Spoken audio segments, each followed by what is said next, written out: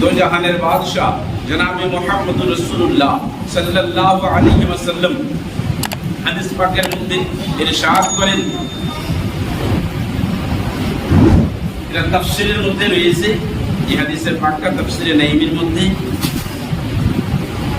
আমার নবী আপনার নবী দো জাহানের বাদশাহ জনাবে মুহাম্মদ রাসূলুল্লাহ সাল্লাল্লাহু আলাইহি ওয়াসাল্লাম ইরশাদ করেন যে যারা ফজরের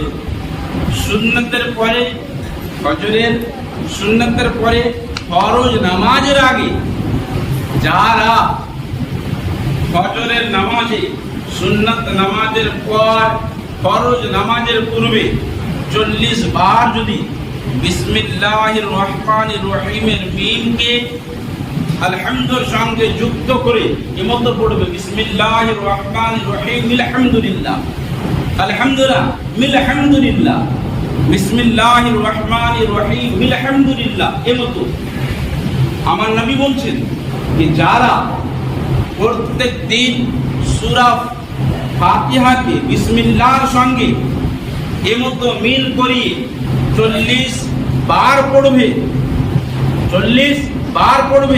40 দিন পড়বে, তার জীবনের যত মনের বাসনা হোক আল্লাহ রাব্বুল আলামিন এই পদ্ধতিতে পড়ার কারণে আল্লাহ তার সমস্ত মনের বাসনাকে পূর্ণ করবে। আবার বলছি, নিয়ম দুনিয়াতে অনেকের অনেক রকমের মনের বাসনা থাকে।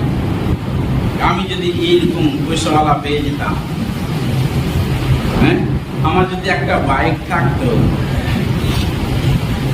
যুবকরা এখন ভাবছে পকেটে যেন সবসময় গরম গরম পকেটে টাকা থাকে, খুব ভালো লাগে।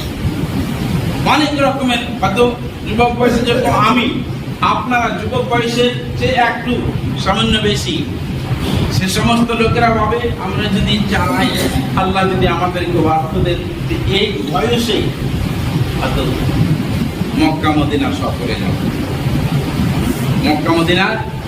যাব। অনেকের অনেক রকমের বাসনা থাকে।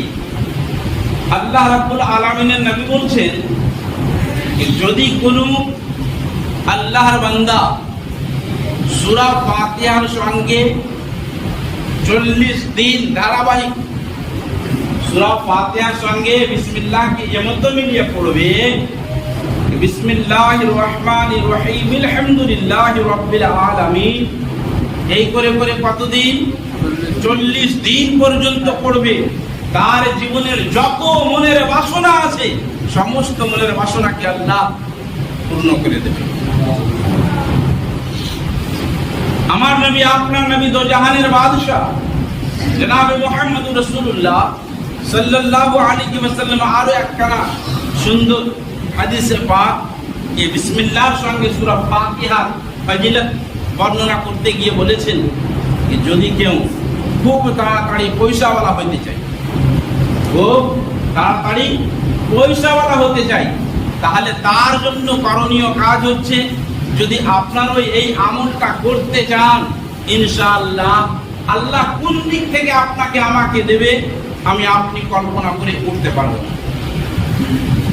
কিন্তু আমাদের নিয়তটাই ভালো নয়, আমরা যে কোনো কাজ ভালো নিয়তে করি না। নিয়তকে ভালো করুন। এই কারণে বলছি, আল্লাহ আপনাকে দিতে সবসময় রাজি, কিন্তু আমাদের নেওয়ার পদ্ধতি জানা নেই। এবার আল্লাহর কাছে চাইবো, ওই আমলটা করবো, আল্লাহ যদি দেয় তাহলে ওই অর্থটাকে ভালো কাজে খরচ করতে হবে। ভালো কাজে হয়তো এতিমদেরকে দান করলাম, আল্লাহর ঘরে কিছু দান করলাম, বাচ্চা কাচ্চার পেছনে ব্যয় করলাম, এবার ওই টাকাকে ফালতু কাজে এরা বরবাদ করলে গেলে আল্লাহ বেরাজ হবে। ওই কারণে আমরা পাই না। এমন একটি আমল, যে আমল করলে গেলে আল্লাহ রাব্বুল আলামিন খুব তাড়াতাড়ি পয়সাওয়ালা বানাবে। শিখবেন বলেন না সবাই? হ্যাঁ, আমার নবী আপনার নবী দো জাহানের বাদশাহ ইরশাদ করেন, যারা ফজরের নামাজের সুন্নাত পড়ার পরে ফরজ নামাজের আগে 11 বার বিসমিল্লাহির রহমানির রহিমের সঙ্গে সূরা ফাতিহাকে সংযুক্ত করে অর্থাৎ এমতো পড়বে বিসমিল্লাহির রহমানির রহিম আলহামদুলিল্লাহি রাব্বিল আলামিন। সূরা ফাতিহার সঙ্গে বিসমিল্লাহকে সংযুক্ত করে 11 বার পড়বে, বেশি নয়, 11 বার পড়বে। এই সূরা পড়ার আগে এবং পরে এই আমলটা শুরু করার পূর্বে এবং শেষে দরুদ শরীফ অবশ্যই, দরুদ শরীফ অবশ্যই। এর কোনো সীমাবদ্ধ নেই, আপনি যতদিন পর্যন্ত পড়ে যান। আলহামদুলিল্লাহ সুম্মা আলহামদুলিল্লাহ। আমার নবী বলছেন যারা এই আমলটা করবে আল্লাহ কোন দিক থেকে তাকে পয়সা টাকা দেবেন, ধনী বানাবেন, সে লোকটা কল্পনা করতে পারবে।